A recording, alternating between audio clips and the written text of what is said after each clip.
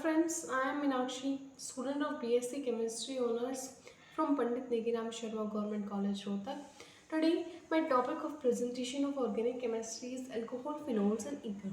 आज हम alcohol phenol और ईथर के बारे में बेसिक सी बातें करेंगे, जिसमें हम देखेंगे क्लासिफिकेशन, इनका nomenclature and preparation of alcohol from the carbon atom, मतलब from the reactants having same number of carbon atom as per the product. ठीक है, तो आइए हम बातें करते हैं इनके बारे में. ROH, देखिए यहाँ पे जैसा कि आपको दिखाई दे रहा है ROH ग्रुप यहाँ पे प्रेजेंट है. ROH क्या है? अल्कोहल को रिप्रेजेंट कर रहा है. R यहाँ क्या है? एक एल्काइल ग्रुप है, that can be methyl, ethyl. ठीक है. OH क्या है? अल्कोहल ग्रुप है, हाइड्रोक्सी ग्रुप है. ठीक है, तो ROH क्या हो गया? यहाँ पे अल्कोहल हो गया. फिनोल, देखिए यहाँ पे एक बेंजीन रिंग के साथ OH ग्रुप अटैच है, इसको हम बोल देते हैं फिनोल. ईथर, यहाँ देखिए ROR is ether. R same कोई भी एल्काइल ग्रुप हो सकता है, मिथाइल, इथाइल दोनों. ठीक है, यहाँ आर जो है, ध्यान देने की बात है कि R can not be hydrogen here. कोई सा भी आर जो है हाइड्रोजन नहीं हो सकता, अदरवाइज ये क्या हो जाएंगे? एल्कोहल्स हो जाएंगे. ठीक है, और आर देखिए, आर यहाँ पे देखिए दो आर आपको दिखाई दे रहे हैं. ये सेम भी हो सकते हैं, जैसे दोनों साइड मिथाइल ग्रुप अटैच हो तो हम उनको बोल देते हैं सिमेट्रिकल ईथर्स. ठीक है, और अगर दोनों side same R group attach ना हो, आर और आर डैश हो, तो उनको हम बोल देते हैं अनसिमेट्रिकल ईथर्स. आर और आर डैश से मतलब क्या है मेरा?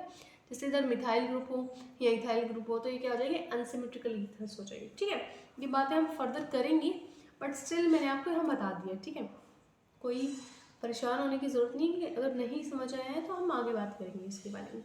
फिलहाल हम देख लेते हैं classification of alcohols and phenols. देखिए, क्लासिफिकेशन में सबसे पहले हम क्लासीफाई कर लेते हैं एल्कोहल्स को on a basis of number of OH group, कि कितने number of OH group present हैं. जैसे पहले देख लेते हैं मोनोहाइड्रिक अल्कोहल. मोनोहाइड्रिक अल्कोहल, जैसे कि नाम से पता चल रहा है, मोनो मीन्स वन, हाइड्रिक मतलब एक हाइड्रोक्सी ग्रुप. तो जहाँ पे एक अल्कोहल के अंदर एक OH ग्रुप प्रेजेंट होता है वो मोनोहाइड्रिक अल्कोहल होती है. इनका एग्जांपल देखिए, एक मिथेनॉल दिखाया गया है यहाँ पे, CH3OH, this is CH3OH, this is methanol and this is phenol. यहाँ पे देखिए एल्काइल ग्रुप के साथ एक OH ग्रुप प्रेजेंट है, यहाँ पे बेंजीन रिंग के साथ एक OH ग्रुप प्रेजेंट है, तो इनको हम क्या बोल देते हैं? Monohydric alcohols. ठीक है, अब हम बात कर लेते हैं डाईहाइड्रिक अल्कोहल्स की. डाईहाइड्रिक अल्कोहल मतलब जहाँ पे एक अल्कोहल के अंदर दो OH ग्रुप प्रेजेंट हो, but two condition is that these two OH groups can not be present on the same carbon atom, कि ये दो OH ग्रुप जो है सेम कार्बन एटम के ऊपर प्रेजेंट नहीं होने चाहिए, क्योंकि एक ही कार्बन के ऊपर दो OH ग्रुप प्रेजेंट होंगे तो क्या आ जाएंगे? अनस्टेबल हो जाएंगे और वाटर की फॉर्म में रिलीज हो जाएंगे उधर से. ठीक है, तो एक अल्कोहल के अंदर दो OH ग्रुप होंगे लेकिन सेम कार्बन के ऊपर नहीं होंगे, अलग अलग डिफरेंट कार्बन के ऊपर होंगे, उनको हम बोलते हैं डाईहाइड्रिक अल्कोहल. जैसे यहाँ पे देखिए दिखाई दे रहा है आपको ग्लाइकोल, ये बहुत ही फेमस एग्जांपल है. ग्लाइकोल, इसका कॉमन नेम ज़्यादा फेमस है, इसको हम बोल देते हैं. वैसे अगर आईयूपैक की बात करेंगे, आईयूपैक नेम की बात हम बाद में करेंगे. ठीक है, फिलहाल मैंने आपको यहाँ पे डाईहाइड्रिक अल्कोहल का एग्जाम्पल दिया है. ये देखिए बेंजीन रिंग के ऊपर भी दो OH ग्रुप अटैच है, इसका कॉमन नेम बहुत फेमस है जिसको हम बोल देते हैं कैटेकोल. ठीक है, ये भी क्या है? एक डाईहाइड्रिक अल्कोहल है. अब हम बात कर लेते हैं ट्राईहाइड्रिक अल्कोहल की, जहाँ पे एक अल्कोहल के अंदर तीन OH ग्रुप प्रेजेंट हो तो वो क्या होता है? Trihydric alcohol. ट्राईहाइड्रिक अल्कोहल का एग्जांपल देखिए यहाँ पे है ग्लिसरॉल. ग्लिसरॉल के अंदर एक अल्कोहल के अंदर तीन OH ग्रुप यहाँ पे देखिए प्रेजेंट है ना, तो ये क्या हो जाएगा? Trihydric alcohol. अब एरोमेटिक रिंग के ऊपर देख लीजिए, ये देखिए बेंजीन रिंग के ऊपर तीन OH ग्रुप प्रेजेंट है, तो ये भी क्या है? एक ट्राईहाइड्रिक अल्कोहल. ठीक है, हम आगे क्लासिफिकेशन में फर्दर प्रोसीड करते हैं. इतना आपको समझ आ गया होगा कि सबसे पहले हमने क्लासीफाई किया अल्कोहल्स को in the basis of number of OH group, monohydric alcohol, dihydric and trihydric alcohol. अब हम बात कर लेते हैं क्लासिफिकेशन ऑफ मोनोहाइड्रिक अल्कोहल. अब हम मोनोहाइड्रिक अल्कोहल्स को क्लासीफाई कर रहे हैं अकॉर्डिंग टू हाइब्रिडाइजेशन. हाइब्रिडाइजेशन के बेसिस पे देखिए, जिस कार्बन से OH ग्रुप अटैच है उस कार्बन की हाइब्रिडाइजेशन क्या है, क्या वो sp3 हाइब्रिडाइज्ड है या sp2 हाइब्रिडाइज्ड है, उस बेसिस पे हम क्लासिफिकेशन को देख लेते हैं. देखिए यहाँ पे जो OH ग्रुप अटैच है वो एक sp3 हाइब्रिडाइज कार्बन एटम से अटैच है. sp3 हाइब्रिडाइज क्यों बोल रहे हैं इसको? देखिए इसके पास चार सिंगल बॉन्ड्स है. सिग्मा बॉन्ड्स कितने हैं? इतना तो आई होप आपको पता होगा कि जो सिंगल बॉन्ड्स होते हैं वो कौन से बॉन्ड होते हैं? सिग्मा बॉन्ड होते हैं. तो हाइब्रिडाइजेशन हम कैसे निकालते हैं? Number of sigma bonds plus lone pair. इसी तरह से हाइब्रिडाइजेशन निकलती है ना, तो कार्बन की हाइब्रिडाइजेशन क्या हो जाएगी, यहाँ पे लोन पेयर कार्बन के पास कोई भी नहीं है, सिग्मा बॉन्ड्स कितने हैं, 4 हैं, तो नो लोन पेयर 4 हो जाएगी, तो ये क्या हो जाएगी, कौन सी hybridisation, this will be sp3 hybridisation. मैंने आपको निकालना भी बता दिया कैसे निकली है। तो देखिए जिस कार्बन से OH ग्रुप अटैच है वो कौन सा हाइब्रिडाइज है, sp3 हाइब्रिडाइज। तो इसके बेसिस पे हम क्लासिफिकेशन देखेंगे।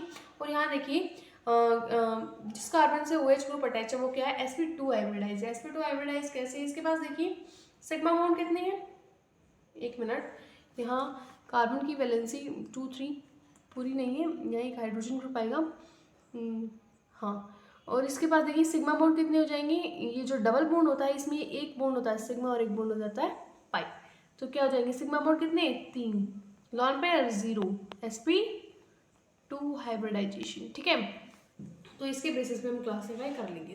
पहले देख लेते हैं हम sp3 हाइब्रिडाइजेशन के बेसिस पे क्लासिफिकेशन। जनरल या नॉर्मल जो अल्कोहल्स होती है अपनी, जैसे मिथेनॉल, इथेनॉल, इनका तो एग्जांपल भी हम डेली लाइफ में भी देखते हैं ना, इथेनॉल जो कि रेगुलर जो अल्कोहल होते हैं जो लोग पीते हैं, इथेनॉल होती है, ठीक है, तो वो क्या होते हैं sp3 हाइब्रिडाइज्ड कार्बन आइटम के साथ OH ग्रुप अटैच होता है, तो ये क्या हो जाएंगे रेगुलर या जनरल एलिफेटिक अल्कोहल्स। ठीक है, इनको हम फर्दर क्लासीफाई कर सकते हैं primary alcohols, secondary alcohols and tertiary alcohols. Primary alcohols कौन से होते हैं, जिनके देखिए प्राइमरी अल्कोहल्स में बताती हूँ, जिसके साथ जिस कार्बन के साथ OH ग्रुप अटैच है वो फर्दर कितने कार्बन आइटम से जुड़ा हुआ है उनको बोल देते हैं हम, जिस ध्यान से सुनिए, जिस कार्बन के साथ OH ग्रुप अटैच है वो फर्दर कितने कार्बन आइटम से जुड़ा हुआ है, वो कितने, एक कार्बन आइटम से जुड़ा हुआ है, तो इनको हम क्या बोल देंगे, प्राइमरी अल्कोहल्स। ठीक है, अब हम बात करते हैं सेकेंडरी अल्कोहल्स की। देखिए सेकेंडरी अल्कोहल्स की बात कर लेते हैं। सेकेंडरी अल्कोहल्स में जिस कार्बन से OH ग्रुप अटैच है वो फर्दर कितने कार्बन से अटैच है, 1 और 2 कार्बन से। जिस कार्बन से OH ग्रुप अटैच है वो फर्दर 2 कार्बन से अटैच है, इसलिए हम इनको बोल देते हैं सेकेंडरी अल्कोहल्स। टर्शियरी अल्कोहल्स कौन से होते हैं, जिस कार्बन से OH ग्रुप अटैच है वो फर्दर कितने कार्बन से अटैच है, 3 कार्बन से अटैच है, तो इनको हम बोल देते हैं क्या, टर्शियरी अल्कोहल्स। इतनी बात क्लियर होगी। मोनोहाइड्रिक अल्कोहल्स को हमने क्लासिफाई किया sp3 और sp2 हाइब्रिडाइजेशन के बेसिस पे। sp3 हाइब्रिडाइजेशन में हमने क्या देख लिया, नॉर्मल जनरल एलिफेटिक अल्कोहल्स देख ली और उसमें प्राइमरी, सेकेंडरी और टर्शियरी का एग्जाम्पल भी देख लिया। ठीक है, अब हम बात कर लेते हैं एलाइलिक अल्कोहल्स के बारे में। एलाइलिक अल्कोहल्स कौन से होते हैं, देखिए इसमें हम देख लेते हैं, हाँ, एलाइलिक अल्कोहल्स में देखिए जिस कार्बन से OH ग्रुप अटैच है वो एक sp3 हाइब्रिडाइज कार्बन है, जिस कार्बन से OH ग्रुप अटैच है वो एक sp3, लेकिन वो फर्दर जिस कार्बन से अटैच है वो sp2 हाइब्रिडाइज्ड है, तो इन्हीं अल्कोहल्स को हम क्या बोल देते हैं, एलाइलिक अल्कोहल्स बोल देते हैं। एलाइलिक अल्कोहल्स क्या, फिर से सुनिए एक बार, जिस कार्बन से OH ग्रुप अटैच है वो फर्दर जिस कार्बन से अटैच है वो उसके अंदर उसके पास क्या डबल बॉन्ड है, इसका मतलब क्या हुआ कि OH ग्रुप जिस कार्बन से अटैच है वो sp3 हाइब्रिडाइज है, लेकिन वो फर्दर जिस कार्बन से अटैच है वो क्या है, sp2 हाइब्रिडाइज है, तो इसलिए इनको हम बोल देते हैं एलाइलिक अल्कोहल्स। ठीक है, एलाइलिक में भी 3 टाइप के हो सकते हैं, प्राइमरी, सेकेंडरी और टर्शियरी एलाइलिक अल्कोहल्स। इसमें देखिए ये प्राइमरी एलाइलिक अल्कोहल है, क्यों, कार्बन एटम OH ग्रुप जिस कार्बन एटम से अटैच है वो फर्दर एक ही कार्बन से अटैच है। ठीक है, तो इसलिए इनको हम बोल देते हैं प्राइमरी एलाइलिक अल्कोहल्स। अब हम बात करते हैं सेकेंडरी एलाइलिक अल्कोहल की। देखिए यहाँ पे सेकेंडरी एलाइलिक अल्कोहल जैसा कि आप देख सकते हैं OH ग्रुप जिस कार्बन से अटैच है वो 2 कार्बन एटम से अटैच है, जिसमें से एक क्या है, sp2 हाइब्रिडाइज्ड है। ठीक है, इनको हम बोल देते हैं secondary allylic alcohols. Tertiary allylic alcohols कौन से होते हैं, वो अल्कोहल्स जिनमें कार्बन आइटम जैसा OH ग्रुप जिस कार्बन आइटम से अटैच है वो फर्दर 3 कार्बन आइटम से अटैच है, जिसमें से एक क्या है, sp2 हाइब्रिडाइज्ड है। ठीक है, जैसे इनको हम बोल देते हैं टर्शियरी अल्कोहल्स। अब हम बात कर लेते हैं बेंजाइलिक अल्कोहल्स की। बेंजाइलिक अल्कोहल्स मतलब जिसमें कार्बन जो OH ग्रुप है वो sp3 हाइब्रिडाइज कार्बन आइटम से अटैच है। sp3 हाइब्रिडाइज कार्बन आइटम, देखिए नोट कीजिए बेंजीन के अंदर कोई भी कार्बन आइटम sp3 हाइब्रिडाइज नहीं होता है, इसलिए वो डायरेक्ट तो अटैच नहीं हो सकता बेंजाइलिक अल्कोहल में, इसलिए वो एक एलिफेटिक चेन से अटैच होता है, बेंजीन रिंग के ऊपर जो कि लगी हुई होती है, इसलिए इनको हम बोल देते हैं benzylic alcohols.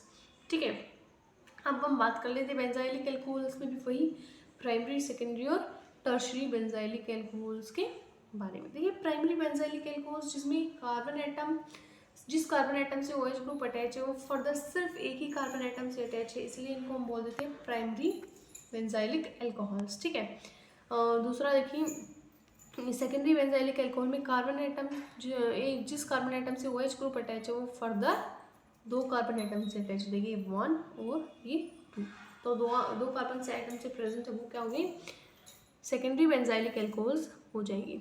Tertiary benzylic alcohol मतलब जिसमें जिस कार्बन एटम से OH ग्रुप अटैच है वो फर्दर 3 कार्बन एटम से अटैच है, वो टर्शरी बेंजाइलिक एल्कोहल्स हो जाएंगे। ये आपका एग्जांपल मेरा 1, 2 और 3 कार्बन एटम्स से ही अटैच है। ठीक है, तीसरा ये वाला है। तो अब हम आगे बात कर लेते हैं on the basis of sp2 hybridisation.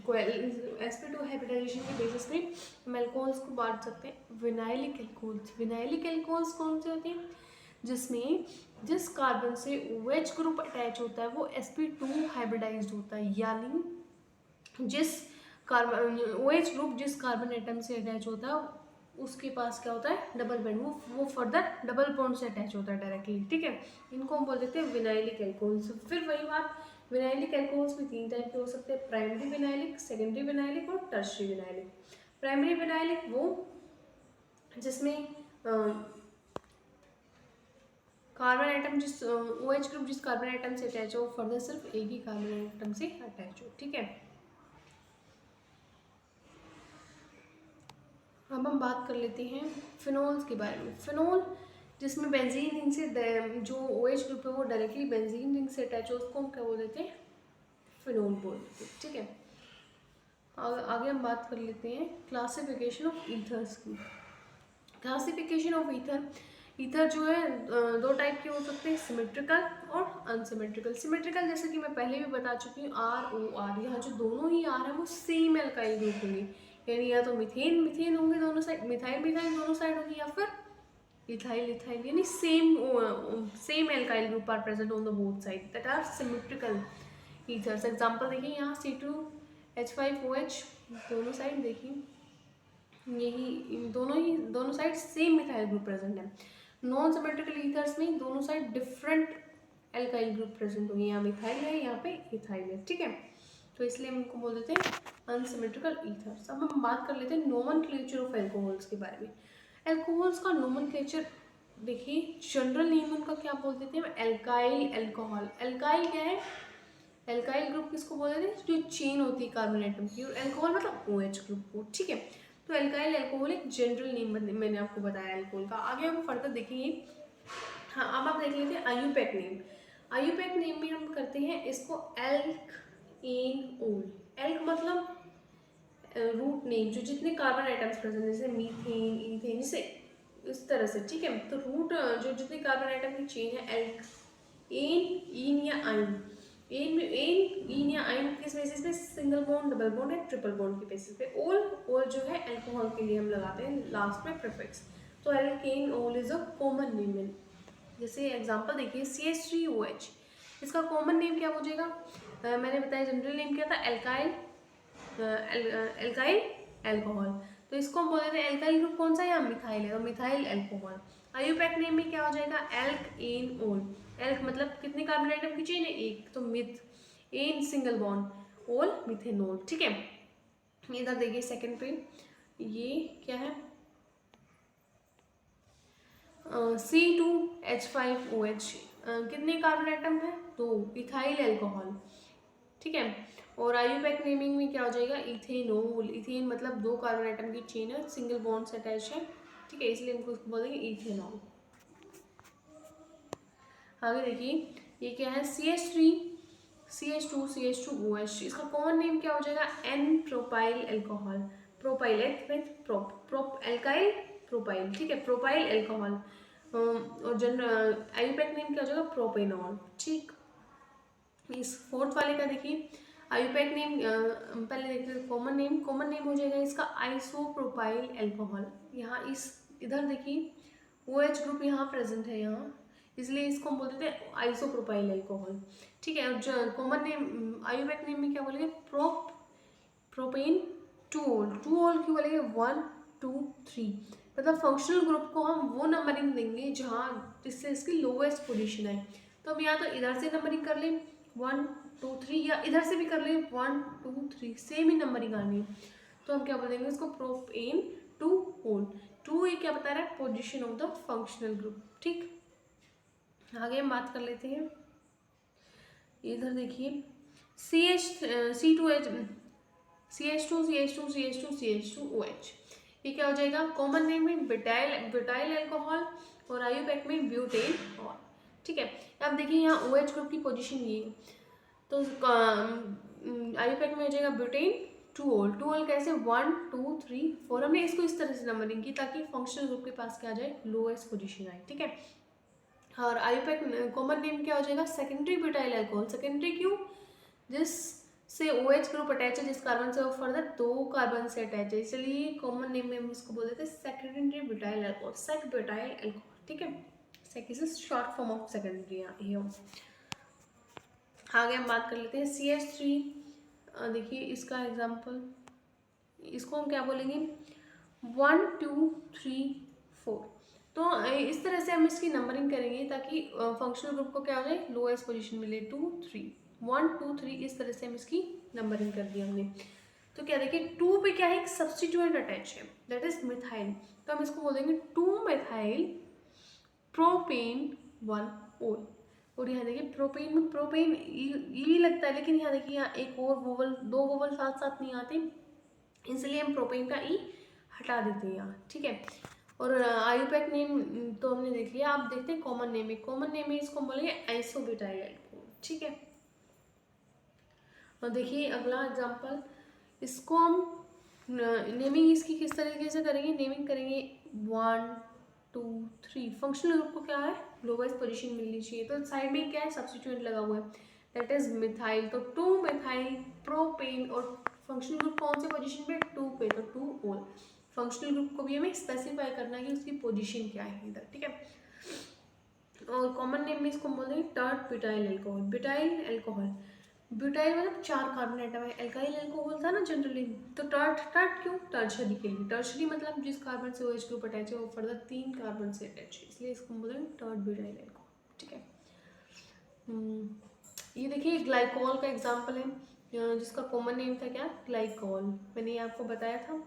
इसको आयुपैक नेम में क्या बोलेंगे हम, देखिए ईथेन 1 2 डाइलोल 1 2, 2 कार्बन एटम प्रेजेंट है, इसलिए हम उसको ईथेन बोलेंगे। फंक्शनल ग्रुप की पोजीशन क्या लिखेंगे, एक को 1 देंगे, एक को 2 देंगे, तो ईथेन 1 2 डाइलोल। ठीक है, अगला है हमारा आयुपैक नेम में CH3 CH2 CH और तीनों पे क्या लगा है, OH। तो ये क्या था, ग्लिसरॉल था ना, ट्राईहाइड्रिक अल्कोहल थी हमारी, तो इसको हम आयुपैक नेम में क्या बोलेंगे, 1 2 3 प्रोपेनॉल।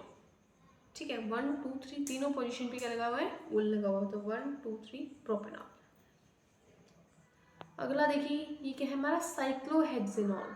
ये क्या है, बेंजीन रिंग नहीं, ध्यान से देखिए यहाँ डबल प्रोनाउंस प्रेजेंट नहीं है, दिस इज साइक्लोहेक्सेन, साइक्लोहेक्सेनॉल। ठीक है, अब देखिए फिनॉल की हम क्लास नोमेनक्लेचर देखते हैं।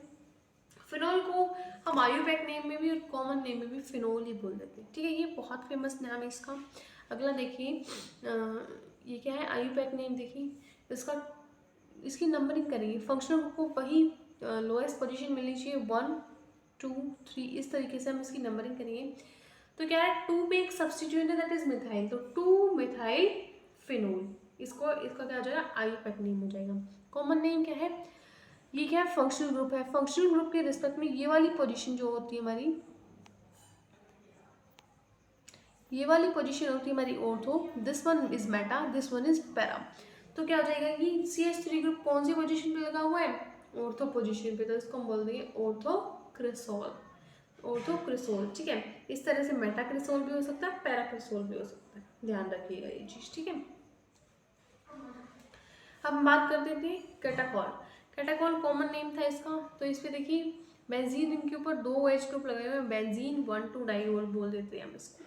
अगला देखिए रिसोर्सिनोल कॉमन नेम है इनका। ये तो हमें मतलब इनका कोई शॉर्टकट नहीं है कि रिसोर्सिनोल को हम कैसे याद करें, क्या लॉजिक है इसका, ये तो रख दिया गया है भाई कॉमन नेम।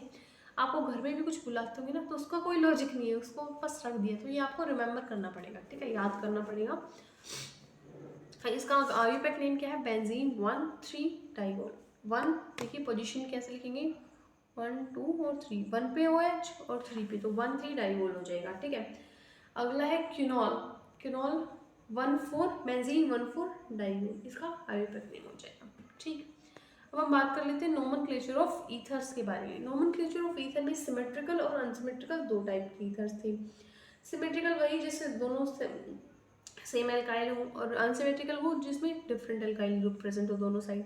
तो इसकी कॉमन नेम बोलते हैं हम डाई एल्काइल ईथर। सिमेट्रिकल में डाई एल्काइल ईथर, जैसे देखिए इधर क्या लगा हुआ है CH3 वो CH3, यहाँ एक दो मिथाइल ग्रुप प्रेजेंट है, di methyl ether, this is the common name, ठीक है। आयुपैक नेम क्या हो जाएगा, alkoxy alkene, alkoxy alkene, alkoxy alkene. जैसे इधर देखिए एल्कोक्सी यानी मेथॉक्सी, ये मिथेन, मिथॉक्सी मिथेन, ठीक है।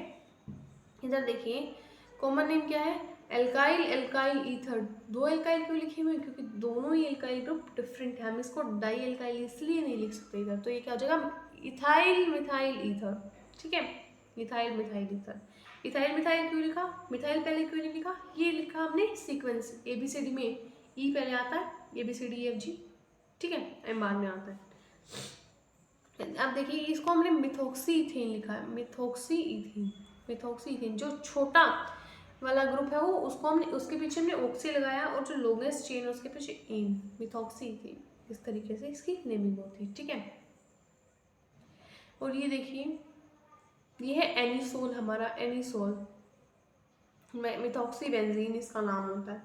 ये भी बहुत फेमस एग्जाम्पल है, आप उसको याद रखिएगा। आगे हम चलते हैं, दैट इज़, हाँ ये एक चीज़ बहुत इम्पोर्टेंट है, दैट इज़ अल्कोहल, फिनॉल और ईथर्स तीनों में।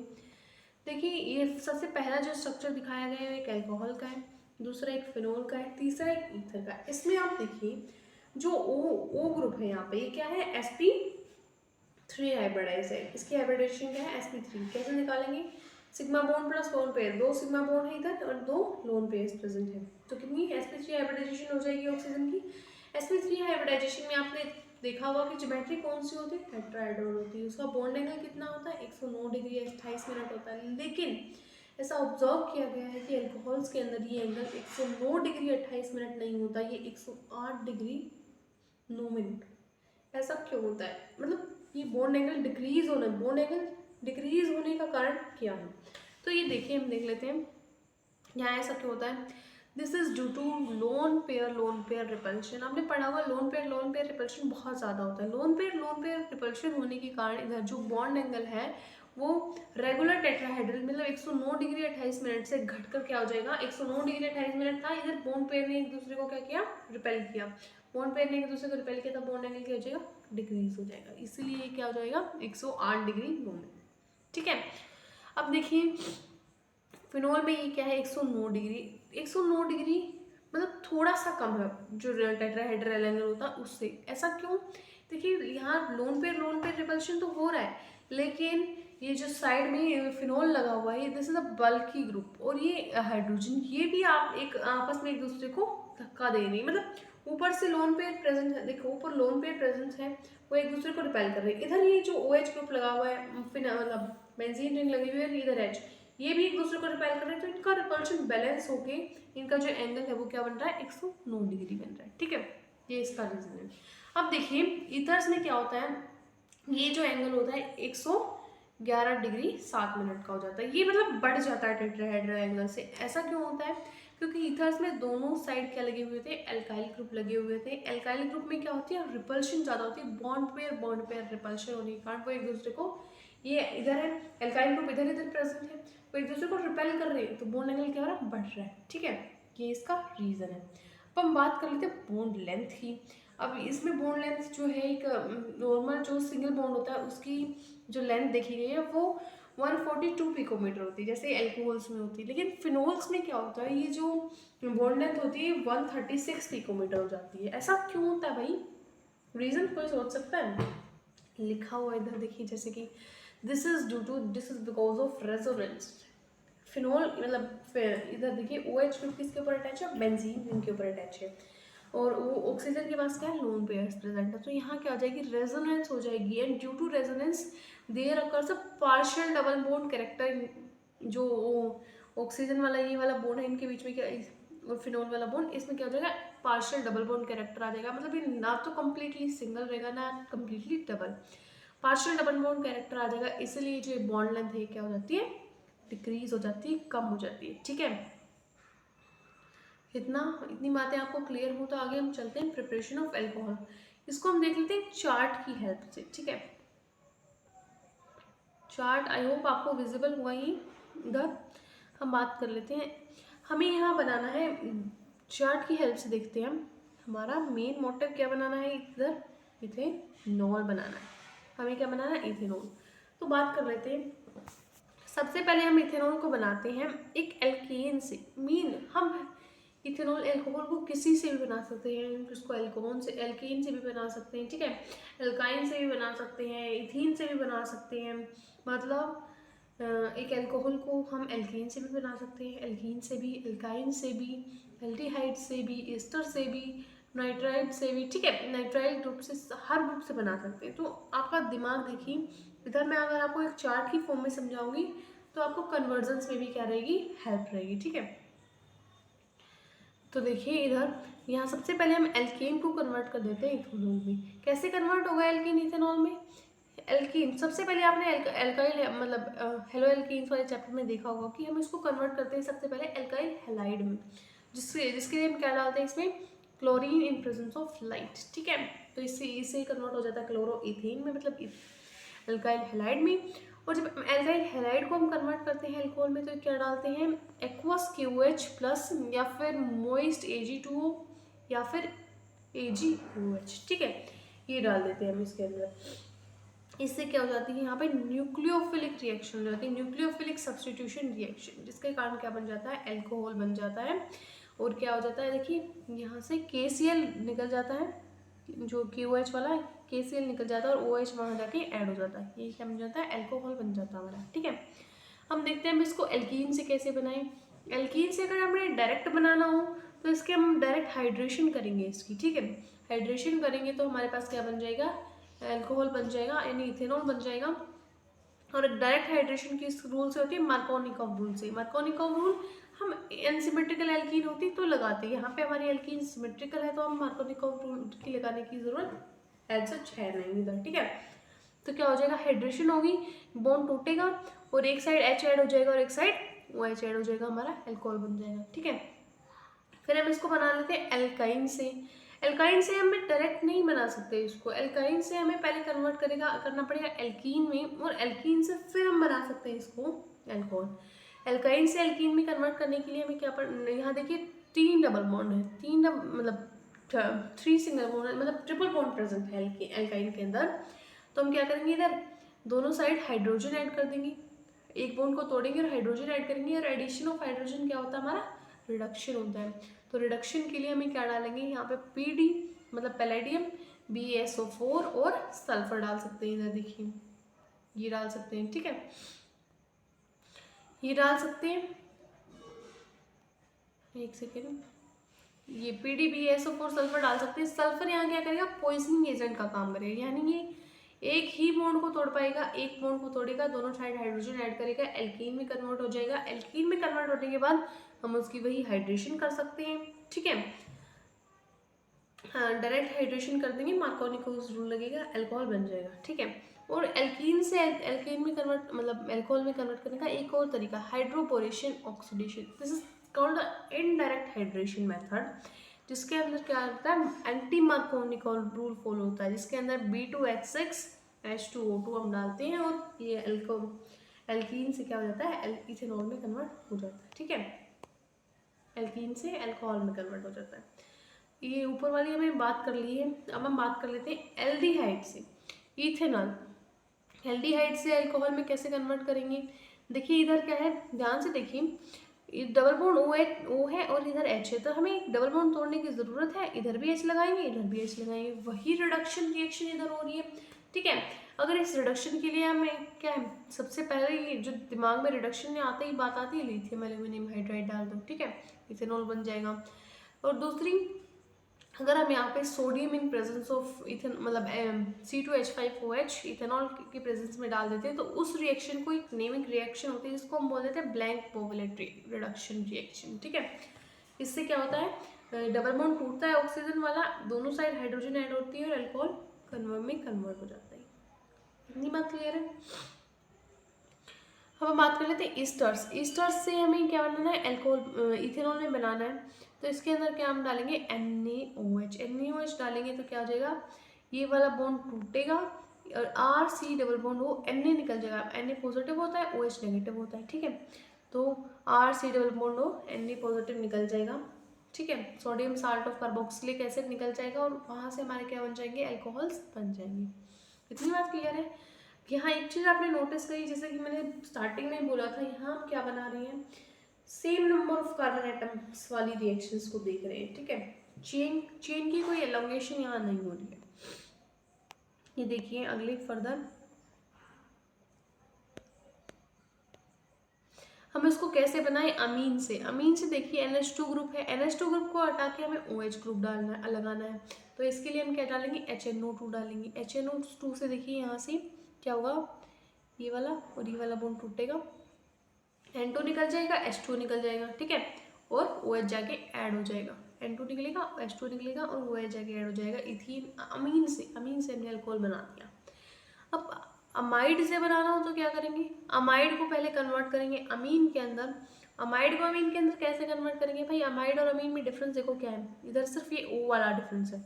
क्या करेंगे, डबल बॉन्ड को तोड़ेंगे भाई साहब, डबल बॉन्ड को तोड़ेंगे, रिडक्शन करेंगे, तो यहाँ से क्या जाएगा, वाटर निकल जाएगा और यहाँ पे हाइड्रोजन ऐड हो जाएगी। तो वही Na ऑब्लिंग में C2H5OH ब्लैंक बोवेलेंट रिडक्शन कर सकते हैं, या फिर लिथियम एल्यूमिनियम हाइड्राइड डाल सकते हैं। ठीक है, लिथियम एल्यूमिनियम हाइड्राइड को आप याद रखिए, जहाँ हमें रिडक्शन की जरूरत हो तो बहुत स्ट्रॉन्ग रिड्यूसिंग एजेंट होता है, आप इसको यूज कर सकते हैं।